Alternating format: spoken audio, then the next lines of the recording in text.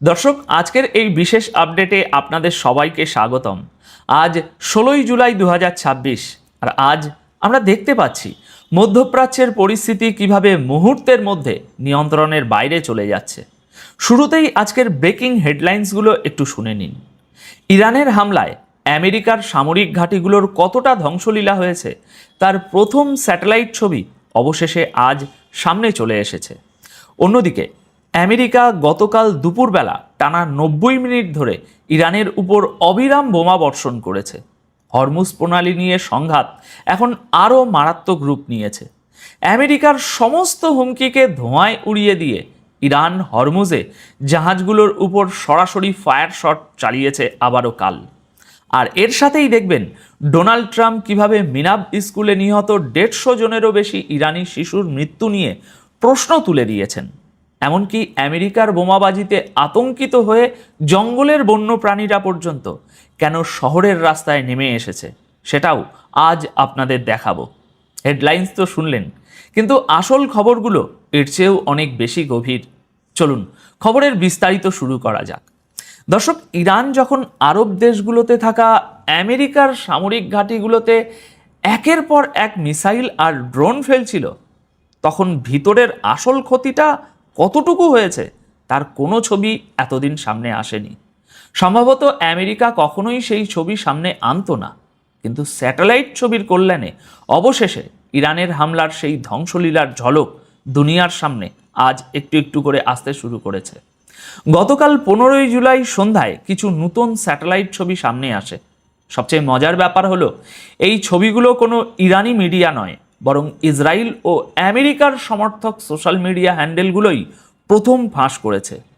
এই ছবিগুলোতে স্পষ্ট দেখা যাচ্ছে কাতারে অবস্থিত আমেরিকার আল উদেদ এয়ারবেসের ভিতরে ফাইটার জেট মেইনটেনেন্স বিল্ডিংটি ইরানের ব্যালিস্টিক মিসাইলের আঘাতে মারাত্মকভাবে ক্ষতিগ্রস্ত হয়েছে। আপনারা স্ক্রিনে যে ফাটল আর ধ্বংসস্তূপ দেখছেন, এটাই হলো সেই ক্ষতির প্রমাণ। আমেরিকান সেনাবাহিনী এখনও এই স্যাটেলাইট ছবি নিয়ে কোনো মন্তব্য করেনি, আর আমরা আশাও করি না যে তারা নিজেদের এত বড় ক্ষতির কথা সহজে স্বীকার করবে। কিন্তু দর্শক, এখানে একটা জিনিস খুব মনোযোগ দিয়ে বুঝতে হবে। এই ছবিগুলো ঠিক এমন একটা সময়ে সামনে এসেছে যখন গতকাল 15ই জুলাই সন্ধ্যায় ইরানের পররাষ্ট্রমন্ত্রী আব্বাস আরাগাচি কাতারে পৌঁছেছেন। তিনি মূলত কাতারের প্রয়াত সাবেক আমিরকে শ্রদ্ধা জানাতে সেখানে গেছেন। আপনারা জানেন, ইরান বারবার বলে এসেছে যে কাতার বা অন্য কোনো আরব দেশের সাথে তাদের কোনো শত্রুতা নেই। তাদের মূল সংঘাত শুধু ওই দেশগুলোতে থাকা আমেরিকান মিলিটারির সাথে। তাই লজিক্যালি চিন্তা করলে বোঝা যায় আব্বাস আরাগাচির এই কাতার সফর শুধু একটা শোক যাপন সফর নয়, এর মাধ্যমে কাতারের শীর্ষ নেতৃত্বের কাছে ইরানের সুপ্রিম লিডারের একটা অত্যন্ত গুরুত্বপূর্ণ বার্তাও হয়তো পৌঁছে দেওয়া হয়েছে। এদিকে আমেরিকাও কিন্তু বসে নেই। গতকাল 15ই জুলাই দুপুরে আমেরিকা টানা 1.5 ঘন্টা ধরে ইরানের উপর এক ভয়াবহ হামলা চালিয়েছে। আমেরিকান মিলিটারির সেন্ট্রাল কমান্ড 15ই জুলাই সন্ধ্যায় এই তথ্য প্রকাশ করে জানিয়েছে যে তারা প্রায় 90 মিনিট ধরে ইরানের বিরুদ্ধে অবিরাম এয়ার স্ট্রাইক করেছে। সেন্টকম বলছে ইরানের সময় অনুযায়ী দুপুর 3টের দিকে এই অপারেশন শেষ হয়। আমেরিকার দাবি, এই পুরো অপারেশনে তারা গ্রেটার টুনাব দ্বীপপুঞ্জে থাকা ইরানের coastal defence system, cruise missile storage এবং লঞ্চ সাইটগুলোতে প্রিসিশন স্ট্রাইক চালিয়েছে। আর এই পুরো ঘটনাটা ঘটেছে 15ই জুলাই, একদম দিনের আলোতে। আমেরিকা বলছে এই হামলার মূল উদ্দেশ্য হলো হরমুজ প্রণালীতে ইরানের সামরিক ক্ষমতাকে দুর্বল করা, যাতে তারা আর কোনো জাহাজে হামলা করতে না পারে। এর মানে কি বুঝতে পারছেন দর্শক? আমেরিকা এখন শুধু ইরানের মূল ভূখণ্ডেই নয়, বরং হরমুজ প্রণালীর আশেপাশে থাকা অত্যন্ত স্ট্র্যাটেজিক দ্বীপগুলোতেও লাগাতার হামলা করছে। এই হামলাগুলো পরিষ্কার প্রমাণ করে যে আমেরিকা এই মুহূর্তে এক বিন্দুও পিছু হটার মুডে নেই এবং হরমুজ প্রণালীর দখল নিয়ে সংঘাত এখন চরমে পৌঁছেছে। আসল যুদ্ধটা এখন এই হরমুজ প্রণালীকে ঘিরেই তৈরি হচ্ছে। আমেরিকা এত বোমা ফেলছে, এত চাপ দিচ্ছে, কিন্তু হরমুজ প্রণালীতে আসল পরিস্থিতিটা কি? আসল ব্যাপারটা হলো আমেরিকার এত চেষ্টার পরও ইরান ঠিক সেটাই করছে যেটা আমেরিকা আটকাতে চাইছে। গতকাল 15ই জুলাই সন্ধ্যায় আসা তাজা আপডেট অনুযায়ী ইরানের সরকারি মিডিয়া স্পষ্ট জানিয়ে দিয়েছে যে হরমুজ প্রণালী বাণিজ্যিক জাহাজের জন্য এখনও পুরোপুরি বন্ধ। তাসনিম নিউজ এজেন্সির এক রিপোর্টার জানিয়েছেন যে গত 24 ঘন্টার মধ্যে আইআরজিসি কমপক্ষে 2টি জাহাজকে ওয়ার্নিং শট ফায়ার করে আটকে দিয়েছে। দর্শক, যখন থেকে আমেরিকা আর ইসরায়েল ইরানের বিরুদ্ধে এই যুদ্ধ শুরু করেছে তখন থেকেই ইরান এই অত্যন্ত গুরুত্বপূর্ণ সামুদ্রিক পথটি নিজেদের কঠোর নিয়ন্ত্রণে নিয়ে নিয়েছে। আর এর ফলাফল কি হয়েছে? ফলাফল হয়েছে বিশ্বজুড়ে অপরিশোধিত তেল, সার এবং অন্যান্য নিত্য প্রয়োজনীয় জিনিসের দাম রকেটের মতো বেড়ে গেছে। এই যে আকাশ ছোঁয়া মূল্যস্ফীতি বা জিনিসপত্রের দাম বৃদ্ধি, এর আঁচ নিশ্চয়ই আপনাদের গায়েও লাগছে। আর ঠিক এই কারণেই হরমুজ প্রণালী এখন আর শুধু একটা সামুদ্রিক পথ নেই, এটা আমেরিকা ও ইরানের মধ্যে চলমান এই মহাযুদ্ধের সবচেয়ে বড় স্ট্র্যাটেজিক পয়েন্টে পরিণত হয়েছে। দর্শক, এবার ডোনাল্ড ট্রাম্পের এমন একটা কথা আপনাদের শোনাবো যা শুনলে আপনারা শিউরে উঠবেন। যুদ্ধের শুরুতে ইরানের মিনাব শহরের একটা স্কুলে যে ভয়াবহ হামলা হয়েছিল তা বিশ্ববাসী এখনও ভোলেনি। রিপোর্ট অনুযায়ী ওই হামলায় 150 জনেরও বেশি ছোট শিশু এবং স্কুল স্টাফ মারা গিয়েছিল। ওই হামলায় শত শত পরিবারের বুকে এমন ক্ষত তৈরি হয়েছিল যা তারা জীবনেও ভুলতে পারবে না। কিন্তু আজ সেই পরিবারগুলোর ন্যায় বিচার তো দূরের কথা, ওই হামলার সত্যতা নিয়েই ট্রাম্প প্রশ্ন তুলছেন। গতকাল 15ই জুলাই সন্ধ্যায় ডোনাল্ড ট্রাম্পের একটি ইন্টারভিউ সামনে আসে। যখন তাকে মিনাব স্কুলের ওই হামলা সম্পর্কে জিজ্ঞাসা করা হয়, ট্রাম্প সোজা বলে দেন, আমার মনে হয় না কেউ কোনোদিন জানতে পারবে যে সেখানে আসলে কি ঘটেছিল। এখানেই শেষ নয়, ট্রাম্প আরও বলেন, এমনও হতে পারে যে আপনারা যে ছবিগুলো দেখছেন সেগুলো আর্টিফিশিয়াল ইন্টেলিজেন্স বা এআই দিয়ে বানানো নকল ছবি। ট্রাম্প দাবি করেন যে এই ঘটনার কোনো চূড়ান্ত রিপোর্ট কোনোদিনও সামনে আসবে না। একটু ভেবে দেখুন দর্শক, যে হামলায় শত শত মায়ের কোল খালি হয়ে গেল, এতগুলো বাচ্চা মারা গেল, সেই হামলার ছবিগুলোকে এখন ফেক বা নকল বলা হচ্ছে। কেন জানেন? কারণ ওই বাচ্চাদের খুনের দায় সরাসরি আমেরিকার ঘাড়ে এসে পড়েছে। ওই হামলায় আমেরিকার টমাহক মিসাইল ব্যবহার করা হয়েছিল, ডবল ট্যাপ অ্যাটাক হয়েছিল, যা পুরো বিশ্ব দেখেছে। আর এখন ডোনাল্ড ট্রাম্পের এই অমানবিক মন্তব্যের পর মিনাব স্কুলের হামলা নিয়ে আন্তর্জাতিক বিতর্ক আরও তীব্র হতে চলেছে।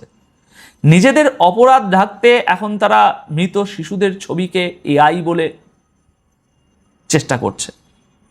দর্শক, এবার আমি আপনাদের এমন একটা খবর বলবো যা প্রমাণ করে যে যুদ্ধের আগুন কতটা নিষ্ঠুর। গতকাল 15ই জুলাই সন্ধ্যায় ইরানি মিডিয়া একটি খবর প্রকাশ করেছে।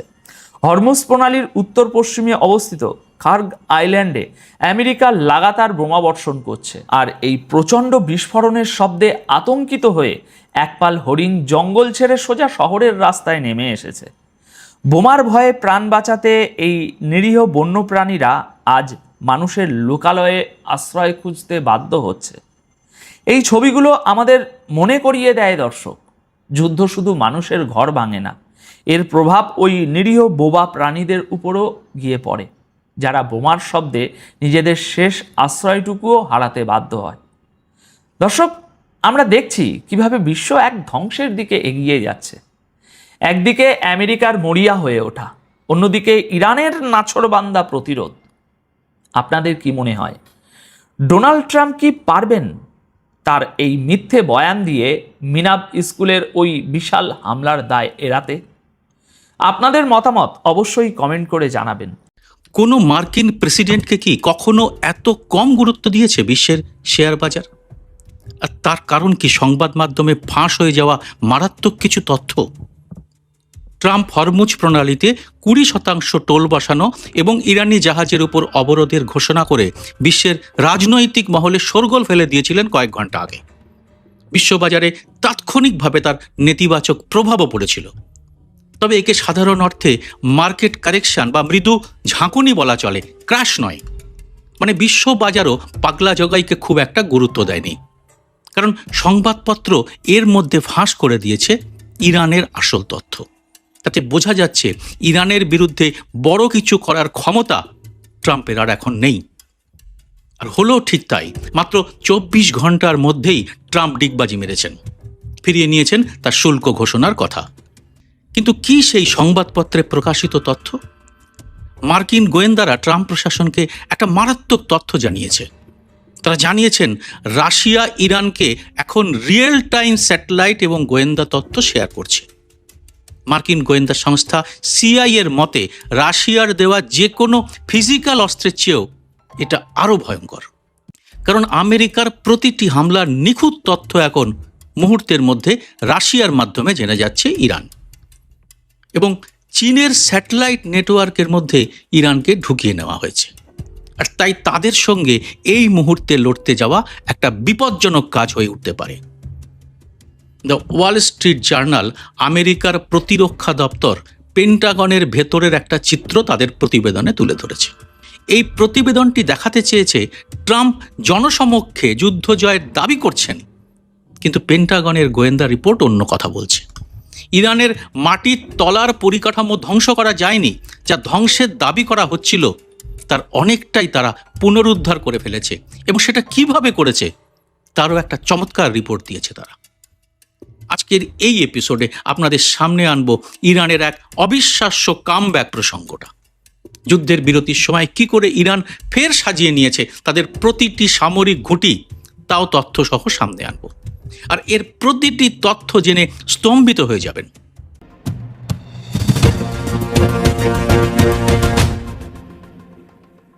নমস্কার, সবাইকে স্বাগত। আমি সুব্রত বসু। দ্বিতীয় দফায় প্রেসিডেন্ট হয়েই বিভিন্ন দেশের উপর শুল্ক বসানোর কথা ঘোষণা করেছিলেন ট্রাম্প সাহেব।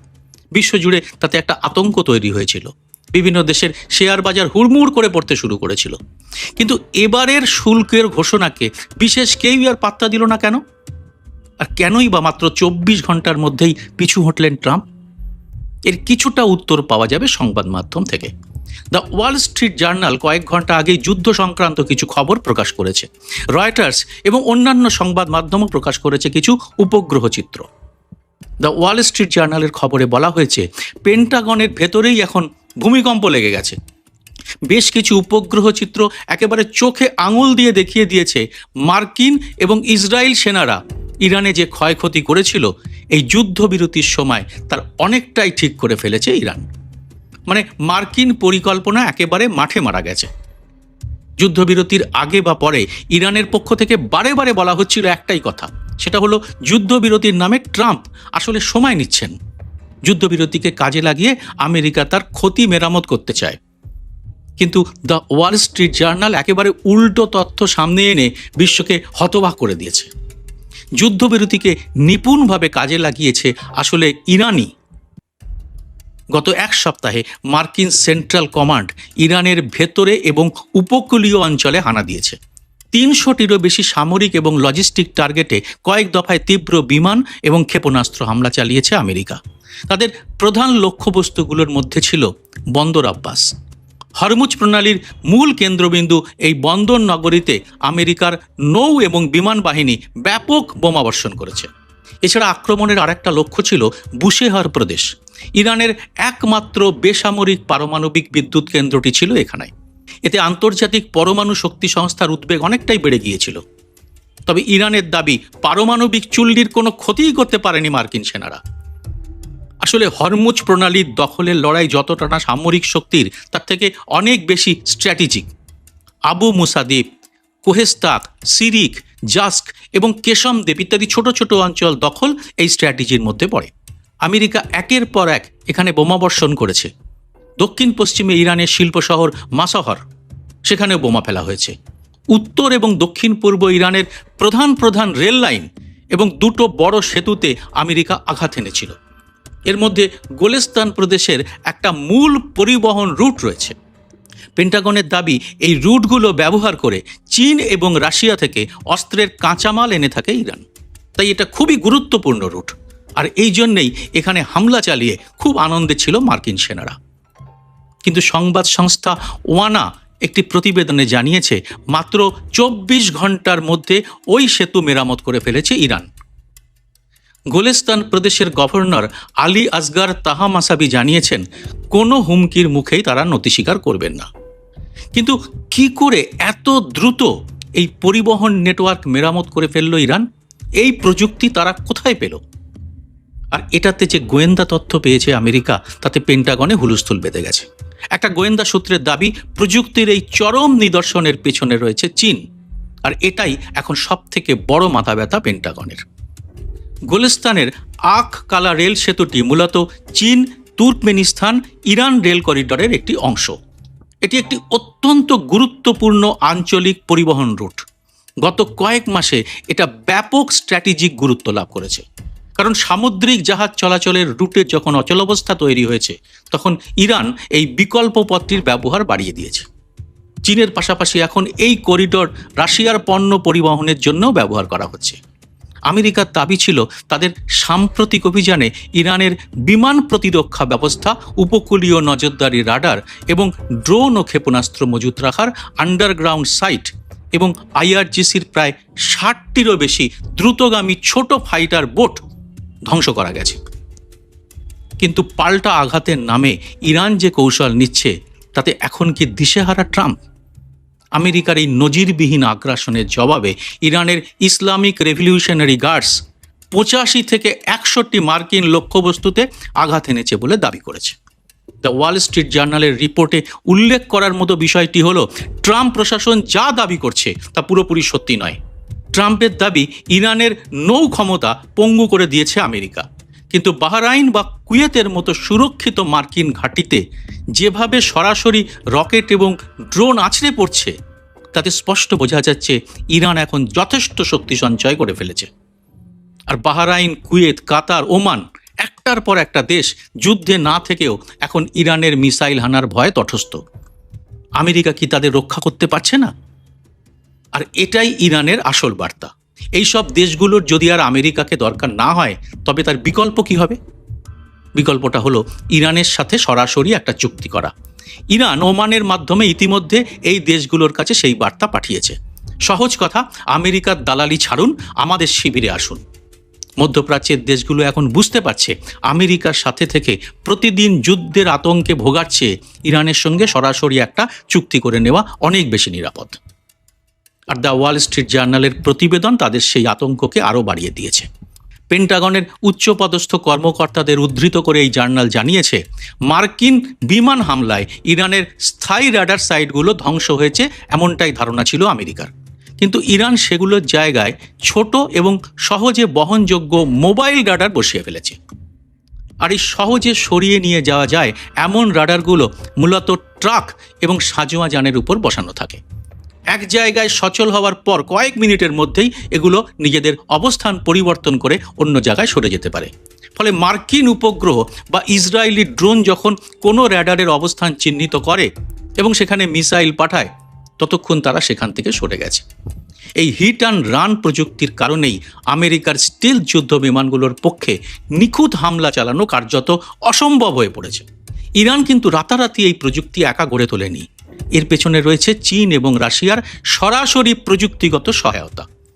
আন্তর্জাতিক সংবাদ মাধ্যম আল জাজিরা এবং রয়টার্সের সাম্প্রতিক প্রতিরক্ষা বিশ্লেষণে এই গোপন অক্ষের বিস্তারিত সমীকরণ উঠে এসেছে। যেমন চীন ইরানকে তাদের অত্যাধুনিক YLC-8B UHF দীর্ঘ পাল্লার মোবাইল সার্ভিলেন্স রাডার সরবরাহ করেছে। এই রাডারটি 700 কিলোমিটার দূর থেকে আমেরিকার সর্বাধুনিক F-35 মতো যুদ্ধ বিমানের উপস্থিতি শনাক্ত করতে পারে। এছাড়া ইরানকে চীনের নিজস্ব এনক্রিপ্টেড বেইডৌ স্যাটেলাইট নেভিগেশন সিস্টেমের অ্যাক্সেস দেওয়া হয়েছে। এর ফলে মার্কিন ইলেকট্রনিক যুদ্ধক্ষেত্রের সিগন্যালকে ফাঁকি দিয়ে ইরান তাদের ড্রোন এবং ক্ষেপণাস্ত্র নিখুঁতভাবে পরিচালনা করছে। পারস্য উপসাগরে মোতায়েন করা মার্কিন বিমানবাহী রণতরী USS আব্রাহাম লিঙ্কনের মতো বিশালাকায় যুদ্ধজাহাজের সিগন্যাল এবং অবস্থান ট্র্যাক করতে রাশিয়া এবং চীনের স্পাইশিপ এবং স্যাটেলাইটগুলো ইরানকে ডেটা ফিড করছে। ইরানের মাটির নিচে তৈরি বিশাল সামরিক ঘাঁটি এখন বিশ্বজুড়ে মিসাইল সিটি নামে পরিচিত। এগুলোই সংঘাতের সবচেয়ে বড় আতঙ্ক হয়ে উঠতে চলেছে আমেরিকার কাছে। সাম্প্রতিক মার্কিন এবং ইসরায়েলি বিমান হামলার পর আমেরিকার গোয়েন্দা সংস্থাগুলো মনে করেছিল যে ইরানের ক্ষেপণাস্ত্র শক্তির একটি বিশাল অংশ ধ্বংস হয়ে গেছে, কিন্তু বাস্তব ছবিটা একেবারেই আলাদা। ইরান অত্যন্ত গোপনে এবং অবিশ্বাস্য দ্রুততায় মাটির নিচে চাপা পড়া এবং আংশিক ক্ষতিগ্রস্ত শত শত ক্ষেপণাস্ত্র এবং মোবাইল লঞ্চার মেরামত করে সেগুলোকে ফের চালু করে ফেলেছে। আমেরিকার প্রতিরক্ষা বিশেষজ্ঞদের ধারণা ছিল ইরান শুধু মাটির নিচে মিসাইল মজুত করে রাখে, কিন্তু আন্তর্জাতিক প্রতিরক্ষা সাময়িকী জেন্স ডিফেন্স উইকলি এবং রয়টার্সের স্যাটেলাইট বিশ্লেষণ অনুযায়ী ইরানের এই আন্ডারগ্রাউন্ড টানেলগুলো আসলে এক একটি স্বয়ংসম্পূর্ণ সামরিক ফ্যাক্টরি। পাহাড়ের 500 থেকে 700 মিটার গভীরে থাকা এইসব বাংকারগুলোতে নিজস্ব ওয়ার্কশপ, হাইড্রোলিক প্রেস এবং ইলেকট্রনিক্স ল্যাব রয়েছে। উপর থেকে বোমা হামলায় বাংকারের প্রবেশপথ ধসে গেলেও বা মাটির নিচে আংশিক ক্ষতি হলেও এই ল্যাবগুলো সচল থাকে। এর ভেতরে থাকা ইঞ্জিনিয়ারদের দল বাইরে থেকে সম্পূর্ণ বিচ্ছিন্ন অবস্থাতেও কয়েক সপ্তাহের ব্যাকআপ নিয়ে কাজ করতে পারেন। আমেরিকার গোয়েন্দা উপগ্রহগুলো উপর থেকে ধসে পড়া বাংকারের ছবি দেখে ভাবছিল ইরান ব্যাকফুটে চলে গেছে, কিন্তু ওই সময় মাটির শত শত ফুট নিচে ইরানের কয়েক হাজার ইঞ্জিনিয়ার এবং টেকনিশিয়ান চীন এবং রাশিয়ার প্রযুক্তি ব্যবহার করে এক অদৃশ্য যুদ্ধ জয় করে ফেলেছেন। এই কারণেই প্রথম ধাক্কা সামলে ওঠার 24 থেকে 48 ঘন্টার মধ্যেই ইরান ফের শত শত সচল লঞ্চার মাটির উপর এনে মার্কিন এবং ইসরায়েলি ঘাঁটির দিকে তাক করতে পেরেছে। আর এই অবস্থায় হুমকি দেওয়া আর পাল্টি খাওয়া ছাড়া ট্রাম্পের আর কিছু করার আছে কি? এ বিষয়ে আপনার মতামত কি অবশ্যই জানান কমেন্ট বক্সে।